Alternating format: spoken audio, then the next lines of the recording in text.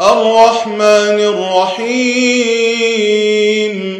مالك يوم الدين إياك نعبد وإياك نستعين اهدنا الصراط المستقيم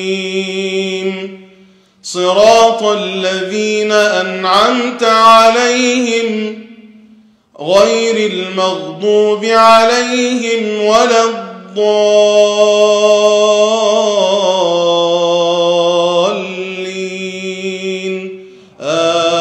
آمين. سأل سائل بعذاب واقع للكافرين ليس له دافع من الله ذي المعارج تعرج الملائكة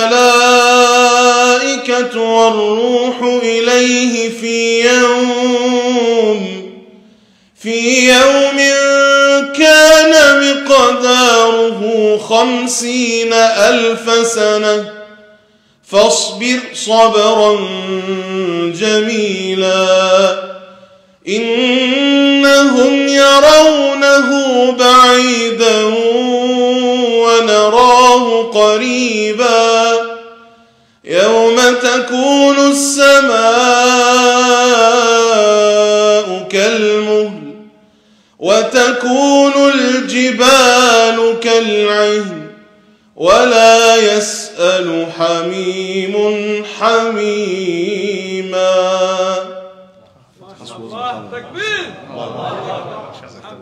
So that was in Maqam al-Rast. Let me give you example with the same pattern. Sheikh Sudais recites with the same thing, but he brings his tune, but he goes with this path.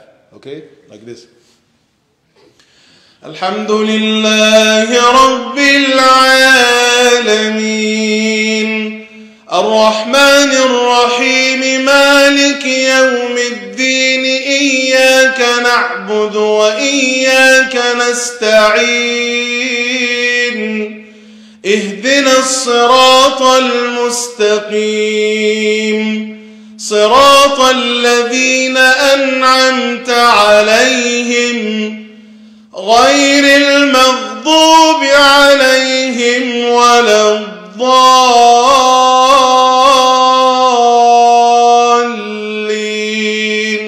آمين.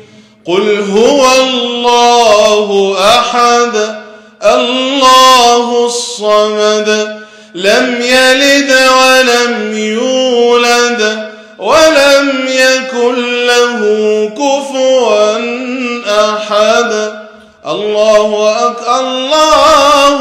أكبر. This is how the reciter, Sheikh, then how also the muadhin is, repeating or saying takbirat after he makes. If the muadhin doesn't know this knowledge, he won't be like what they have. And alhamdulillah, I taught 2 of them.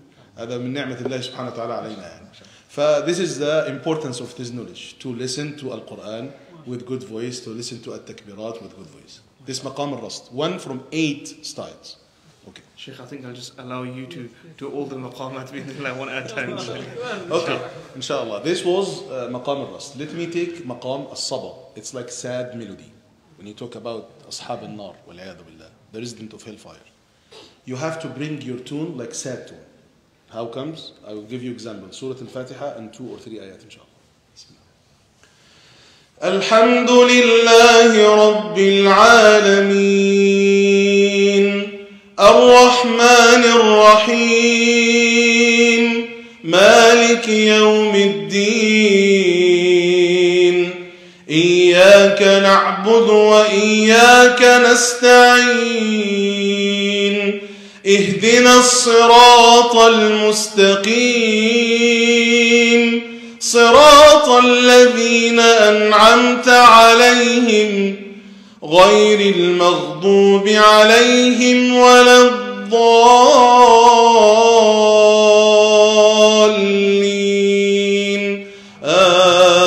آمين. ونادى أصحاب النار أصحاب أصحاب الجنة أن أفيضوا علينا من الماء أو مما رزقكم الله قالوا إن الله حرمهما على الكافرين الذين اتخذوا دينهم لهوا ولعبا وغرتهم الحياة الدنيا فاليوم ننساهم كما نسوا لقاء يومهم هذا. See now, فاليوم ننساهم كما نسوا لقاء يومهم هذا. Today we won't even be attention with them. They forgot my day, Allah said. Now I'm just forgetting them. Subhanak ya Rabb. Subhanallah. How comes طبعا this meaning you recited with like happy tune or happy nagam? How come? It doesn't work. You have to bring this sadness in your heart and you have to feel it with your heart. For this was maqam as-sabr, the sad one. Okay. Now let us go with maqam al-ajam. Al-ajam means like excitement maqam. يعني for example مثلا when you recite آيات الله الحسنى الملك القدوس السلام المؤمن المهيمن, the maqam what fits with that, the way is maqam al-ajam. It's in this way. Bismillah ar-Rahman ar-Rahim. Bismillah ar-Rahman ar-Rahim. Surah al-Hashr. Let me start first al-Fatiha, then I'll go inshallah. Bismillah. الحمد لله رب العالمين الرحمن الرحيم مالك يوم الدين إياك نعبد وإياك نستعين اهدنا الصراط المستقيم صراط الذين أنعمت عليهم غير المغضوب عليهم ولا الضالين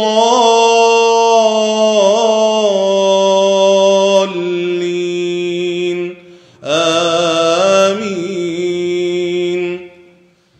لا يستوي أصحاب النار وأصحاب الجنة أصحاب الجنة هم الفائزون.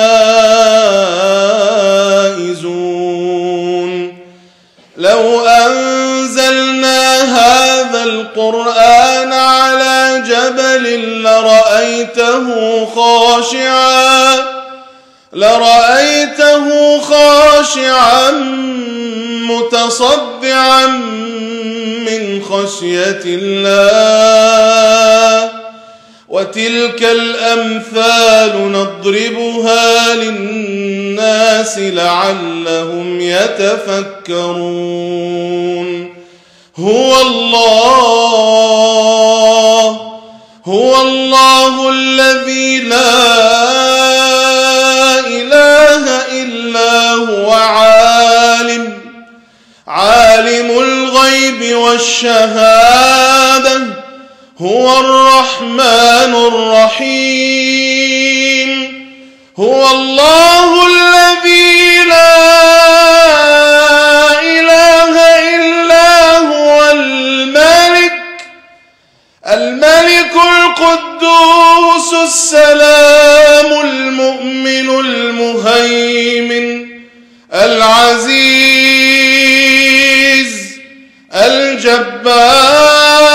الجبار المتكبر العزيز الجبار المتكبر. سبحان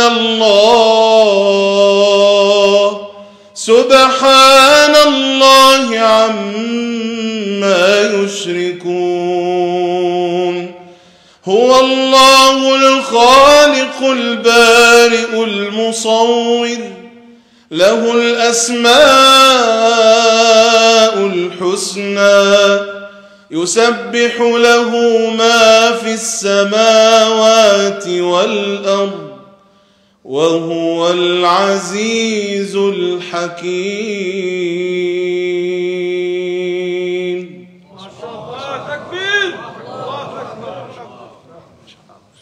سبحان الله. آيات الله الحسنى. You talk about الجبار, المتكبر, الملك, القدوس, العزيز. I can recite it normally like this. العزيز الجبار المتكبر سبحان الله عما يشركون. Did you feel anything? We can recite it without any beautifying for the voice, but it won't be affected like if you recite it with the proper tool. Bismillah. طيب, يبقى now we talk about al-rast, then we brought also al-ajam, when we brought also al-saba. 3, they are 8. We still have 5. Let us go now with maqam al-nahawand. Al-nahawand is like happy maqam. Sheikh Mustafa Ismail, rahimahullah ta'ala, he was reciting with this nagam all the time. Sheikh Mustafa Ismail. Mustafa Ismail. You know Mustafa Ismail? Sheikh Mustafa Ismail? Okay. فمقام النهواند, you bring it when you talk about happy ayat. Like what? We talk about وَسِيقَ الَّذِينَ اتَّقَوْا رَبَّهُمْ إِلَى الْجَنَّةِ زُمَرًا. Allah subhanahu wa ta'ala said, the people of paradise, they will be driven groups and going to Jannah. Imagine this scene. Just imagine it. It's happy maqam. Is that right? We'll try inshallah to bring al-Fatiha in this ayah inshallah.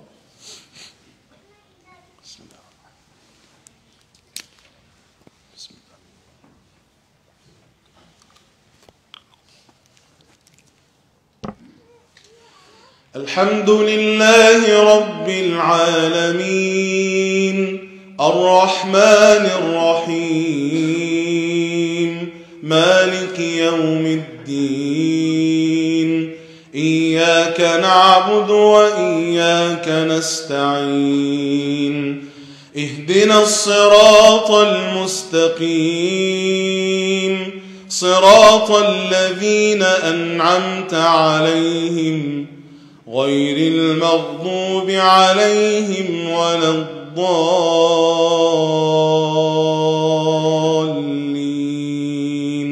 آمين. وسيق الذين اتقوا ربهم إلى الجنة زمرا حتى إذا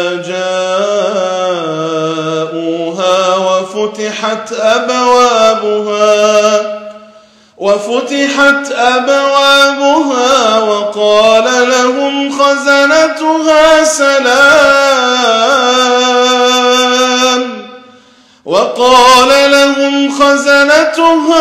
سلام عليكم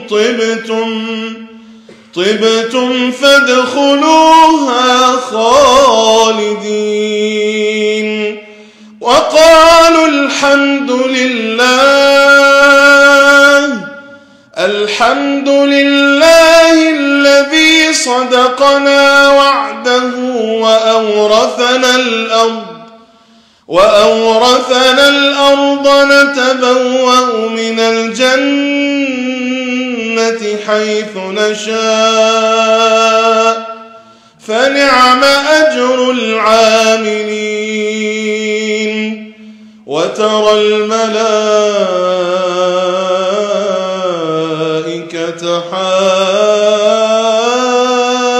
حافين من حول العرش يسبحون بحمد ربهم وقضي بينهم بالحق وقيل الحمد لله رب العالمين.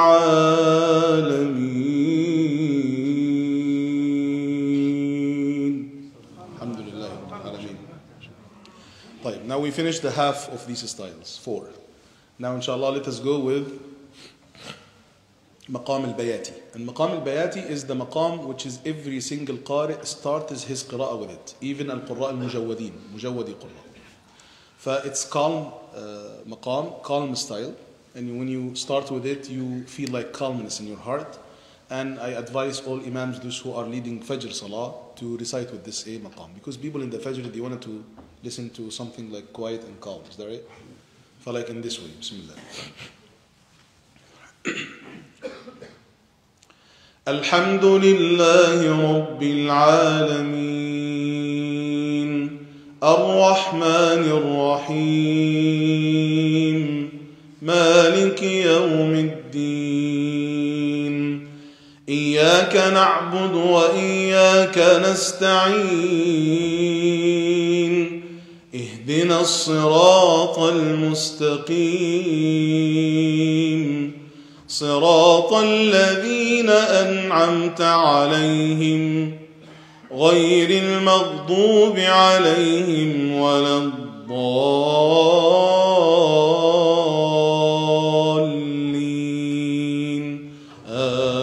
آمين. إن الأبرار لفي نعيم على الأرائك ينظرون تعرف في وجوههم نضرة النعيم يسقون من رحيق مختوم ختامه مسك وفي ذلك فليتنافس المتنافسون ومزاجه من تسنيم عينا يشرب بها المقربون إن الذين أجرموا كانوا من الذين آمنوا يضحكون وإذا مروا بهم يتغامزون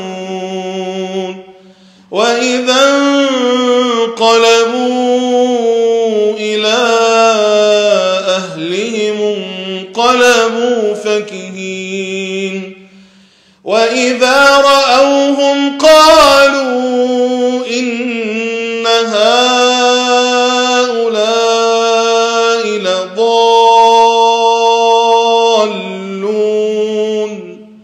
وما أرسلوا عليهم حافظين فاليوم الذين آمنوا من الكفار يضحكون على الأرائك ينظرون هل ثوب الكفار ما كانوا يفعلون.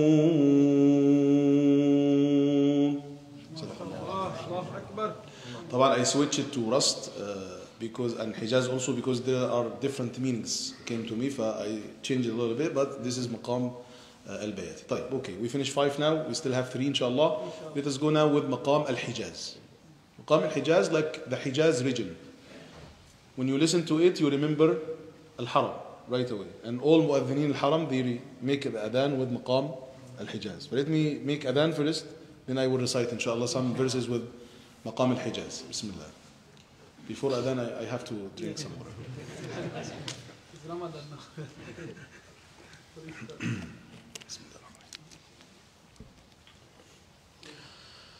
الله أكبر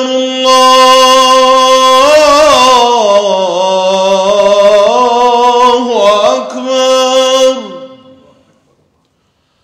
الله أكبر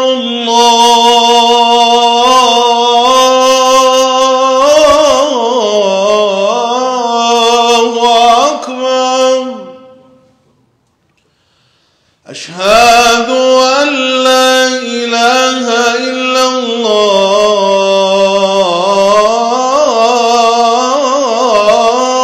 الله أشهد أن لا إله إلا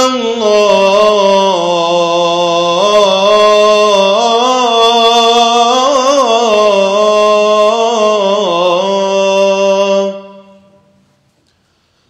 أشهد أن محمدا رسول الله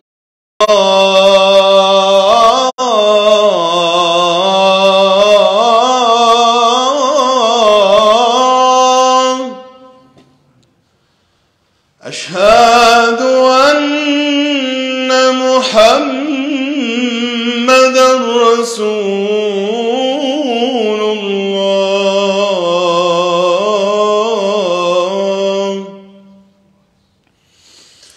حي على الصلاة.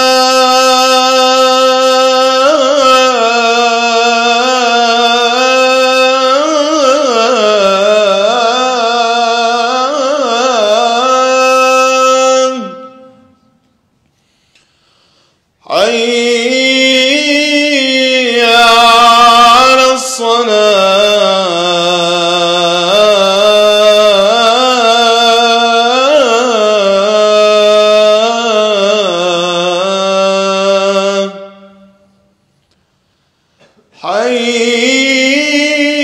على الفلاح.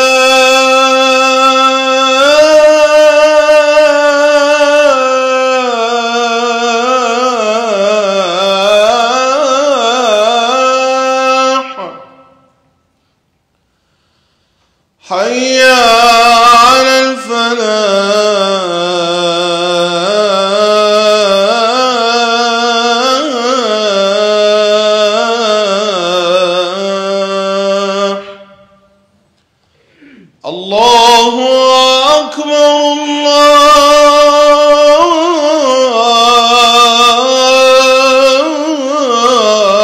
الله أكبر. لا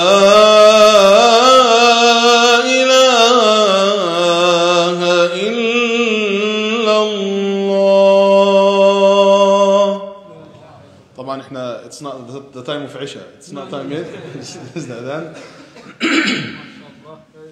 When you come to the recitation, it's different a little bit because recitation, this is Quran. You cannot make adhan like in the Quran. It doesn't work. Bismillah.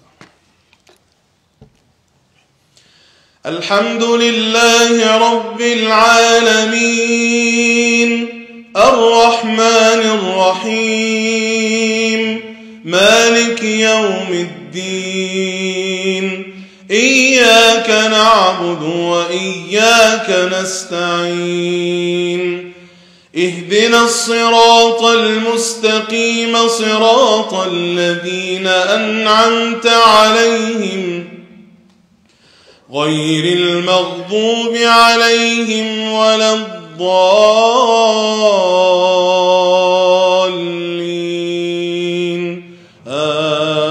آمين.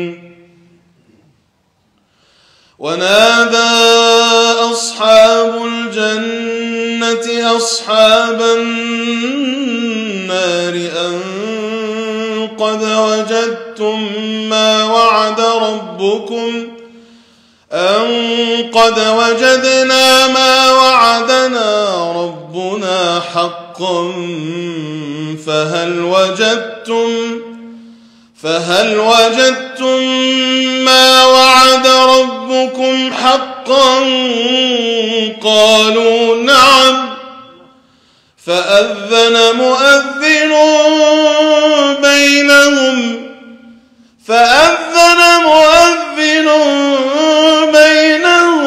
اللعنة الله على الظالمين. See that dialogue between the people of Jannah and people of Hellfire. نادى أصحاب الجنة أصحاب النار أن قد وجدنا. We found what Allah has promised us. Did you find what Allah has promised you? He said نعم. So now it's kind of, subhanallah, excitement. This maqam, it comes with adhan, excitement things, excitement situations, subhanallah. طيب.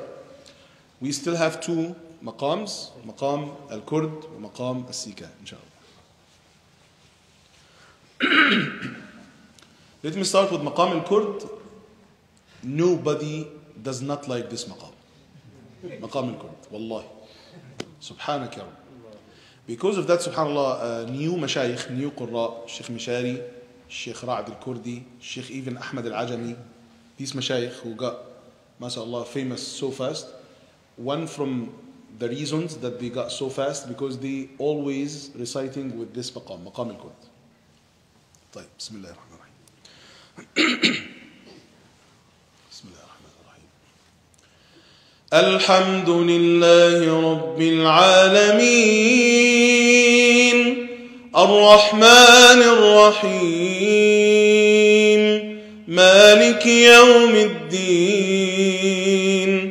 إياك نعبد وإياك نستعين اهدنا الصراط المستقيم صراط الذين أنعمت عليهم غير المغضوب عليهم ولا الضالين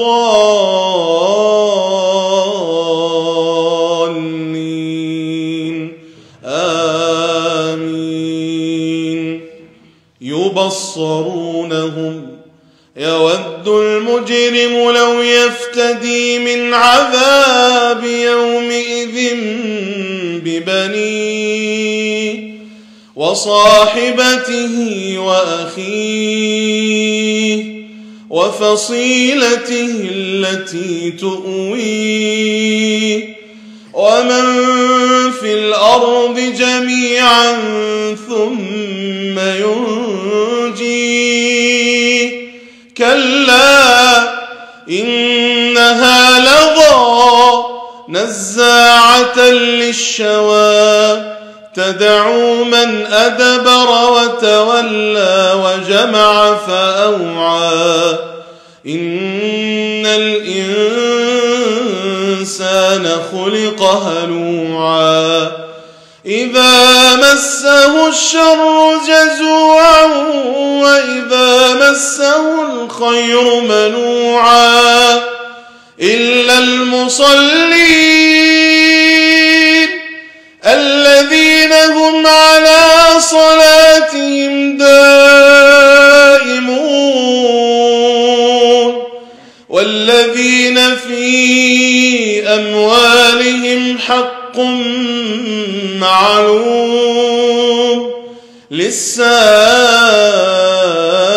والمحروم والذين يصدقون بيوم الدين والذين هم من عذاب ربهم مشفقون إن عذاب ربهم غير مأمون. This was maqam.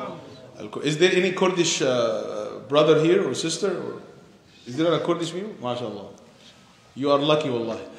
Because all Qurra in Kurdistan, they recite with Kurd only.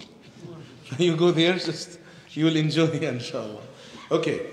Alhamdulillah, now we still have one maqam. And this is the best maqam for me. For people, and some people love it, some people don't love it, but this is the best one for me. It's maqam al-Sika. And al-Sika is like, subhanallah, it's kind of ultimate happy maqam. The ultimate happiness. Subhanaka Rabbi. Bismillah.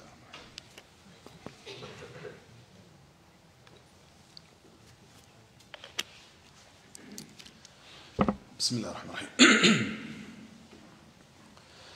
الحمد لله رب العالمين الرحمن الرحيم مالك يوم الدين إياك نعبد وإياك نستعين اهدنا الصراط المستقيم صراط الذين أنعمت عليهم غير المغضوب عليهم ولا الضالين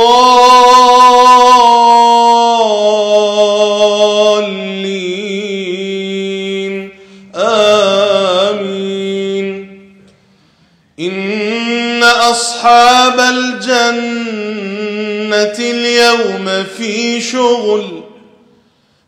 شغل فاكهون هم وأزواجهم في ظلال على الأرائك متكئون لهم فيها فاكهة ولهم ما يدعون يدعون سلام قولا من رب رحيم. سبحان الله. The ayat is describing أصحاب الجنة هم وأزواجهم في ظلال على الأرائك متكئون. They will be under the shades متكئون laying down هم وأزواجهم. سبحانك يا رب. يعني آيات سبحان الله. These are the 8 actually styles of the recitation of Al-Quran. Every single Qari, when he recites, he automatically will bring one way from these ways. But every Qari طبعا with his, with his performance. These are the styles of the recitation of Al-Quran Al-Azim. Jazakallah khair. Wallahi, it was gobsmacking. Really, mashallah, tabarakallah. Beautiful recitation. I think all of the maqamat were beautiful. I don't know which one was my favorite. I think all of them were really good. Sheikh, do you have your own style of recitation maybe that you can... So we do still have some time, about 20 minutes, inshallah. Do you have your own style outside of... All these, it was on my own styles, but with these ways. But we can, inshallah, recite.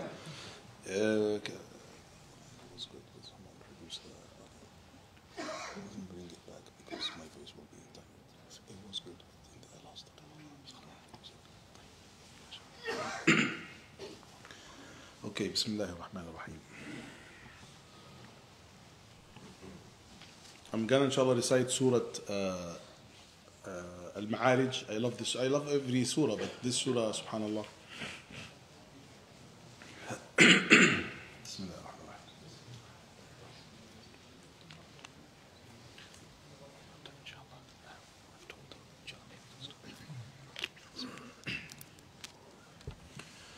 أعوذ بالله من الشيطان الرجيم. بسم الله الرحمن الرحيم. سأل سائل بعذاب واقع للكافرين ليس له دافع من الله ذي المعارج. تعرج الملائكة والروح إليه في يوم كان مقداره 50,000 سنة فاصبر صبرا جميلا إنهم يرونه بعيدا ونراه قريبا يوم تكون السماء كالمهل وتكون الجبال كالعهن ولا يسأل حميم حميما يبصرونهم يود المجرم لو يفتدي من عذاب يومئذ ببنيه وصاحبته وأخيه وفصيلته التي تؤويه ومن في الأرض جميعا ثم ينجيه كلا إنها لظى نزاعة للشوى تدعو من أدبر وتولى وجمع فأوعى إن الإنسان خلق هلوعا إذا مسه الشر جزوعا وإذا مسه الخير منوعا إلا المصلين الذين هم على صلاتهم دائمون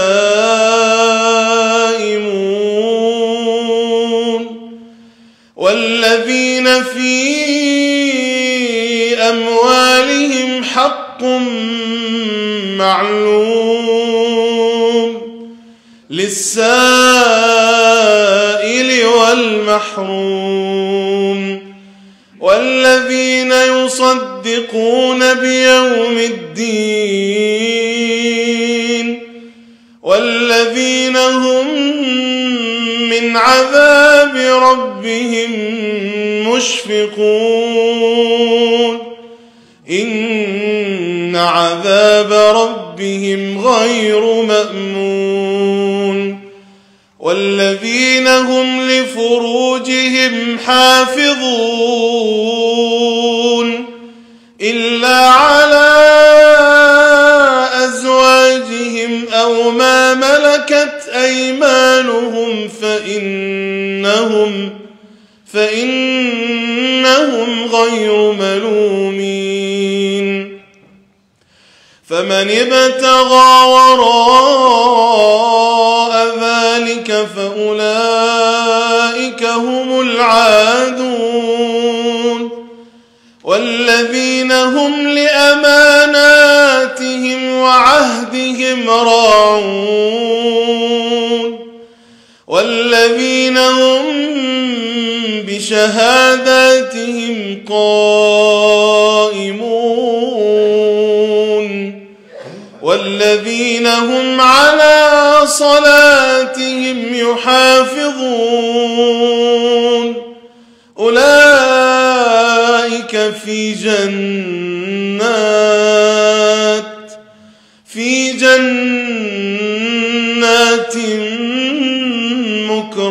مكرمون فما للذين كفروا قبلك مهطعين عن اليمين وعن الشمال عزين أيطمع كل امرئ منهم أن يدخل جنة نعيم كلا إنا خلقناهم مما يعلمون فلا أقسم برب المشارق والمغارب إنا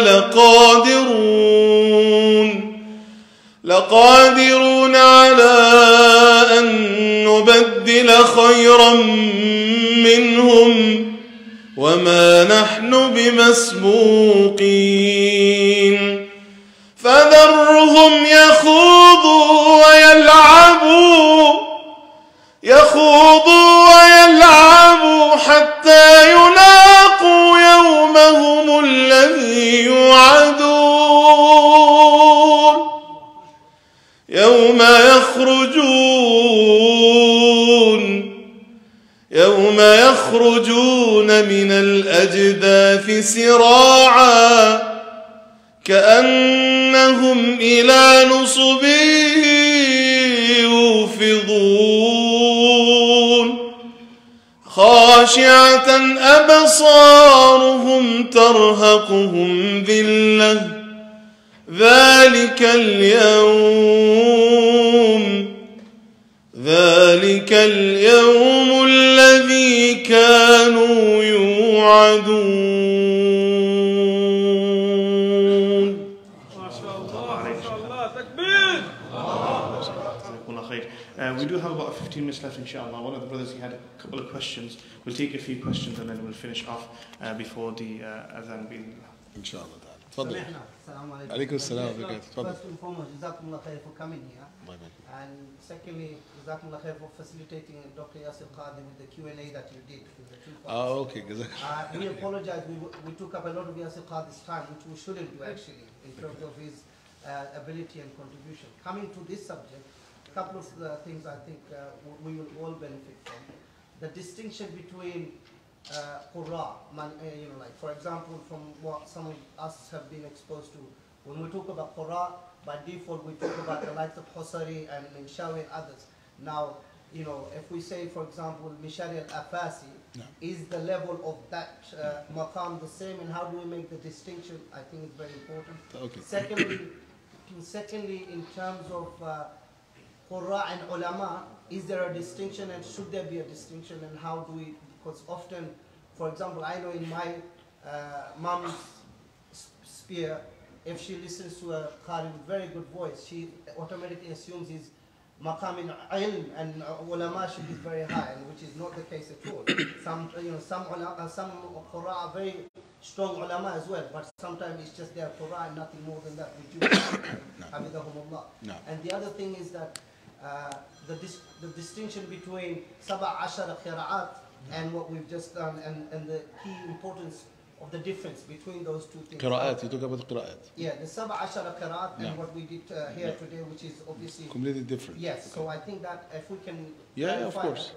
And the other I will thing forget your questions. Let me answer one question by question. the other thing, something Okay, go ahead. Go The ahead. other, one more thing I would say to you Inshallah. is, in regards to entertainment, we live in a world of lots of entertainment. So to have Quran adding value to our focus is very, very important. No. Now, at the same time, how should we be careful that we don't drop some of that into the entertainment space, given that the social media space is very big, and it can be very tempting to turn it into an entertainment.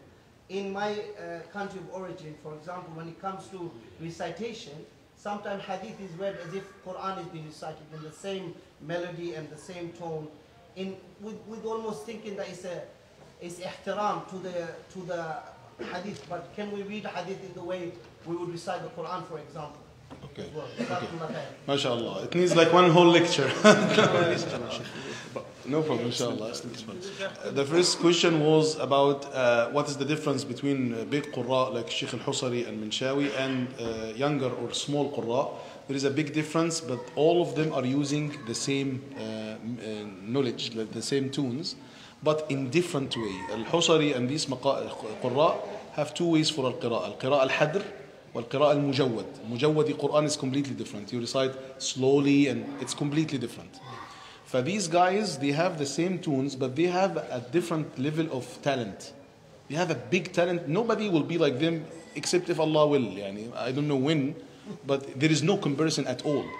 But I said the big qurra, the small qurra, to bring, they are all of them reciting with these tunes, but everyone in his way. Everyone with his talent.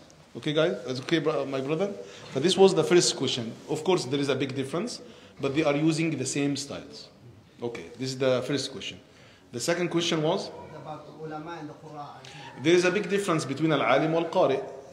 ليس كل عالم قارئ وليس كل قارئ عالم ولكن قد يكون كل عالم قارئ وكل قارئ عالم. Like why? Like if you learn knowledge, study knowledge, and I studied in Al-Azhar Al-Sharif with Alhamdulillah Rabbil Alameen يعني 17 years I'm studying علم شرعي تفسير وعلم شرعي. In the same way, my dad was urging me to learn Al-Quran, to recite Al-Quran. So there is no any, let us say, confusion between to be alim and to be qari. ولكن usually Al-Qurra, they have تخصص in Al-Qira'a only. And Al-Ulama, they have تخصص with Al-Ilm only, usually. يعني the majority of Al-Ulama, they are not Qurra. The majority of Al-Qurra, they are not Ulama. But you can find alim and qari in the same time. Allah بقى, subhanahu wa ta'ala, Allah's bounties. This is the second question. The third? The third one is to do with the Sab'a Ashara Qira'at and... Yeah, there is طبعا big difference between القراءات العشر. Jazallah khair, my brother. He said just you have to declare or clarify this issue. العشر القراءات, it's completely different المقامات. المقامات is the styles, the tune, something about the voice. القراءات, the قراءة itself has a difference. It's like قراءة عاصم, قراءة ورش, بالإمالة, بالتقليل, والضحى والليل إذا سجى ما ودعك ربك وما قلى وللآخرة خير لك من الأولى. This is different قراءة than حفص. حفص والضحى والليل إذا سجى. So there is a big differences between القراءات. القراءات is a different story. Alhamdulillah, we have القراءات العشر also.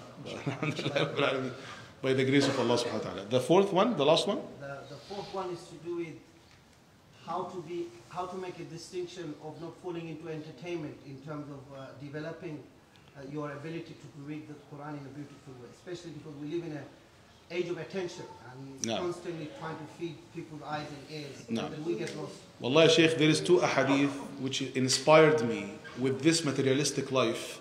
I also focused about the Quran because of two ahadith on Nabi sallallahu alayhi wa sallam. The first hadith that the Prophet said according to this narration that al-mahiru bil-Quran مع السفرة الكرام البرر والذي يقرأ القرآن ويتتعتع فيه وهو عليه شاق له أجران. Al-mahir bil-Quran, the one who is perfecting the recitations of the Quran, Allah will gather him with the as-safara al-kiram al-barara. Some ulama said as-safara al-kiram al-barara mean the angels, and some ulama said as-safara al-kiram al-barara the messengers themselves. Yani you will be either with the messengers or with the angels at the day of judgment in Jannat al-Firdaus bi-idhni Allah ta'ala. This is the first hadith. The second hadith, which subhanak ya Rabb, the Prophet said in Imam Muslim, Imam Muslim, زينوا القرآن بأصواتكم. Focus again. 3 words. زينوا القرآن بأصواتكم. Beautify al-Quran with your voices. Not beautify your voices with al-Quran. زينوا القرآن بأصواتكم. Allahu Akbar. الشيخ عبد العزيز بن باز رحمه الله تعالى, one from great ulama, he commented about this hadith and he said, when you beautify your voice in the Quran, you will have 3 benefits. Sheikh, O Maulana, say, O Maulana Sheikh bin Baz, what is the 3 benefits? He said, the first benefit, you're going to make da'wah to Allah subhanahu wa ta'ala if you have beautiful voice. People will enter Islam more when they are listening al Quran with good voice. If they are listening al Quran with bad voice, they won't enter Islam much like if they listen al Quran with good voice. Is that right? Allahu Akbar. The first benefit. The second benefit, he says, when you recite the Quran with beautiful voice, those who are listening to you, included yourself, you and them gonna listen and recite more if you are reciting the Quran with good voice. Allahu Akbar. And he said the third benefit, when you are reciting the Quran with good voice, those who are listening to you, they're gonna ponder al Quran better than if they just listen to al Quran with not good voice. Allahu Akbar. See the Sheikhna, Sheikh bin Baz, rahimahullah ta'ala. فهذا those 2 ahadith should inspire everyone in this materialistic life to take Al-Quran seriously and to beautify his voice or her voice to recite Al-Quran al-Azim. Yes. Jazakallah khair, Sheikh. I think time is coming up. Inshallah, hopefully we can bring Sheikh more often. We need to finish off and wrap up now because Adhan will take place in a couple of minutes. So firstly, I want to just thank the Sheikh for coming and such a beautiful gathering, listening to the Quran for almost an hour of listening to the Quran, so we can understand how much reward we were getting to be in this sitting. We ask Allah subhanahu wa ta'ala to accept it from the Shaykh. We ask Allah subhanahu wa ta'ala to accept it from all the attendees and all of those who have been listening from home. And we ask Allah subhanahu wa ta'ala to gather us in Jannah the way He has gathered us today. And with that being said, inshallah, we will be finishing off. جزاكم الله خير سبحانك اللهم وبحمدك أشهد أن لا إله إلا أنت أستغفرك وأتوب إليك. السلام عليكم. I wanted to take just one request, one selfie. Can I? جزاكم الله خير. بسم الله.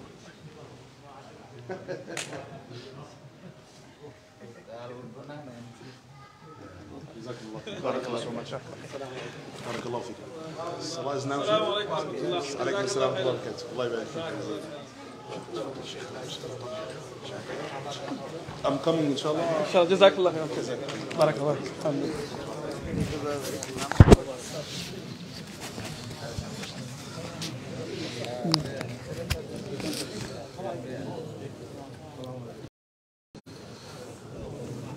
Assalamu alaikum warahmatullahi wabarakatuh. Jazakallah khairan. Baibuna nakhola khana zizakhan te kaskam dar live ta dekhsoin ar shamne di dekhba. আশা করি আপনারা সব এনজয় করছেন এনজয় অবশ্যই করবা কারণ এটা লাগি কোরআন আল্লাহর কালাম সো কোরআন যে সময় আপনার রিসাইটেশন হয় রাসূল সাল্লাল্লাহু আলাইহি ওয়াসাল্লামের হাদিসে আলাইহিস সালাম ভাই ভালো আছেন আলহামদুলিল্লাহ জাযাকাল্লাহ মনে রাখবা কোরআন হলো গিয়া একটা এমন একটা বুক যেটা আল্লাহ কোরআনও কইছেন যালিকাল কিতাবুল লা রাইবা ফি এই কোরআনও কোনো ভুল নাই সুবহানাল্লাহ আর এই কোরআন হলো কি দুনিয়ার মাঝে একমাত্র বুক যেটা পড়লে সওয়াব মিলে যেটা শুনলে সওয়াব মিলে দুনিয়ার এমন কোনো বই নাই এমন কোনো কিতাব নাই এমন কোনো কিছু নাই যেটা পড়লেও নেকি মিলে আর শুনলেও নেকি মিলে সওয়াব এটা একমাত্র হলো কি কোরআন আল্লাহর কালাম আমরা দীর্ঘ 1 ঘন্টা ধরে আপনারা এই তেলাওয়াত শুনছেন আশা করি আপনারা এনজয় করছেন প্লিজ আপনারা এই তেলাওয়াতটা এই আজকের এই লাইভটা শেয়ার করে দিবা আপনারা শেয়ারের কারণে যত হাজার হাজার ভাই বোন এই তিলাওয়াতটা শুনবা আপনারা সওয়াব পাইবা চিন্তা করে দরকার শেখে কোরআন যে পড়া যায় 8টা স্টাইলে আটটা সিস্টেমে কোরআন পড়া যায়, এই আটটা স্টাইল আজকে তাই পড়ছেন। সো জাজাকাল্লাহ খাইরান আহমদ জুনাইদ ভাই সহ আর অনেকে আপনারা মেসেজ দিচ্ছেন, যতজনে মেসেজ দিচ্ছেন সুবাহান আল্লাহ লেখছেন, আলহামদুলিল্লাহ লেখছেন। কেয়ামতের দিন আপনারা আমলও এই সুবাহান আল্লাহ আলহামদুলিল্লাহ লেখা দেখবা আর সব পাইবা ইনশাআল্লাহ। মনে রাখবা আটটা স্টাইলে কোরআন পড়া যায়, এই আটটা স্টাইলে আজকে তাই কোরআন তিলাওয়াত করছেন, আলহামদুলিল্লাহ আজান দিছেন। আপনারা সবে শুনছি প্রত্যেকটা হরফে হরফে যতজনে শুনছেন আপনারা 10টা করে শোনাত 10টা সব এবং খোয়াত 10টা সব। আল্লাহ আকবার। আল্লাহ যেন আমরা প্রত্যেকের এই তিলাওয়াতে শোনারে এবং থানলে যেন কষ্টরে আইসুন ফরা শোনারে কবুলার মঞ্জুর খরকা। আমার লগে আছেন একজন অমর, নাম থান Hossain name Omar. MashaAllah. How old are you, Omar? 8. 8 years old. Can you tell us how did you feel today when you listen to the Quran? Good. Good? You want to listen to this Quran more? Yeah. Alhamdulillah. Why you feel good? Because the tone is like good, like nice. MashaAllah. MashaAllah. Can you tell the viewers, the people are watching, what are you going to say to this, the people? Like the recitation was so nice. I'm gonna give it a 5-star rating. Allahu Akbar. Alhamdulillah. Alhamdulillah. And the people who's listening and they're watching, what are you going to say to them? So please listen to the Quran more. Please listen to the Quran more. It's And like read Quran such a good with book. tajweed. Tell them. Read the Quran with a tone. It's like a good Tajweed? book. Tajweed. MashaAllah. And the rules. of it. MashaAllah. Can you recite the Quran? Yeah, like the first yes, I know it, and Oh, you want to recite some Quran? second now. You want to recite some? Slowly? Okay, 1 second. Okay, 1 second. Let me. أعوذ بالله من الشيطان الرجيم. بسم الله الرحمن الرحيم. إن الله لا يستحيي أن يضرب مثلا ما بعوضة فما فوقها فأما الذين آمنوا فيعلمون أنه الحق من ربهم وأما الذين كفروا فيقولون ماذا أراد الله بهذا مثلا. جزاك الله خيرا.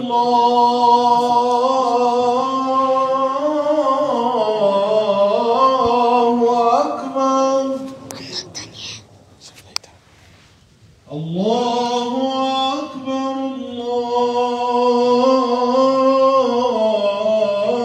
الله أكبر. أشهد أن لا إله إلا الله.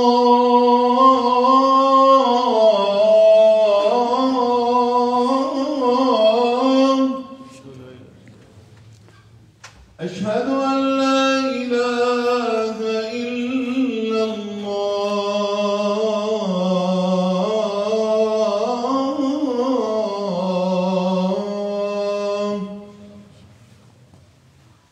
أشهد أن محمدا رسول الله.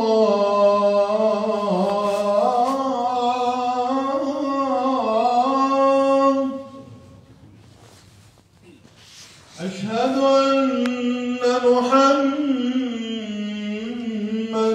رسول الله.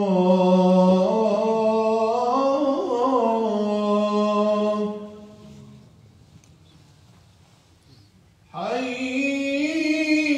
على الصلاة.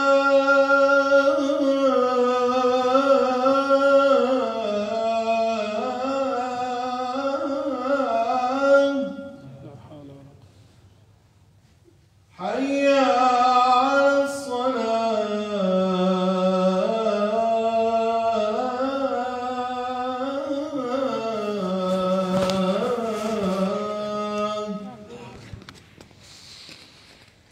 حي على الفلاح.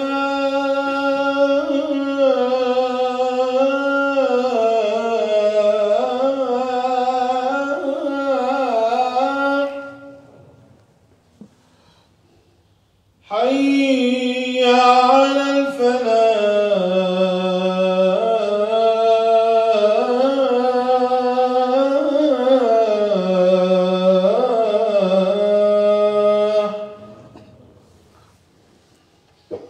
الله أكبر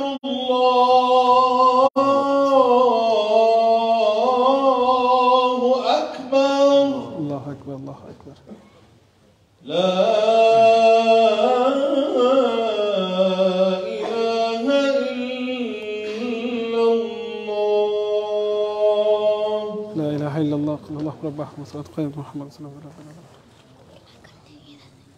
after inshallah next time. Okay, আমরা এখন শেষ করে নিলাম ইনশাআল্লাহ বিকজ যখন নামাজ পড়তাম। জাযাকাল্লাহ খাইরান। আসসালামু আলাইকুম ওয়া রাহমাতুল্লাহি ওয়া বারাকাতুহু।